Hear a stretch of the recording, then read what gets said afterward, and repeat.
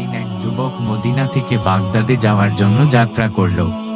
তার মা তাকে উপদেশ দিলেন, সত্যবাদিতা কখনো ছাড়বে না। যুবক সেই উপদেশ মনে রেখে রওনা দিল। যাত্রাপথে ডাকাতরা তাদের কাফেলার ওপর আক্রমণ করল। ডাকাতরা একে একে সবাইকে লুট করল। যুবকটির কাছে গিয়ে ডাকাতরা জিজ্ঞেস করল, তোমার কাছে কি আছে? যুবকটি সাহস নিয়ে বলল, আমার কাছে 40 দিনার আছে। মা আমার জামার ভিতরে সেলাই করে রেখেছেন। ডাকাতরা অবাক হয়ে তার কথা বিশ্বাস করতে পারছিল না। তারা যুবকের জামা খুলে দেখল এবং সত্যিই সেখানে টাকা পেল।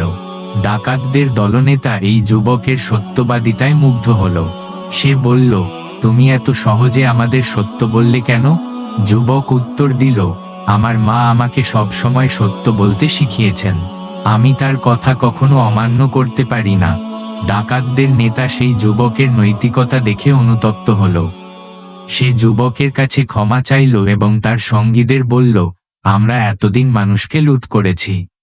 আজ থেকে আমরা এই পাপ কাজ ছেড়ে দেব এবং সৎ পথে চলব। এই গল্প আমাদের শিক্ষা দেয়, সত্যবাদিতা শুধু নিজেকে রক্ষা করে না, বরং অন্যদের জীবনেও পরিবর্তন আনতে পারে।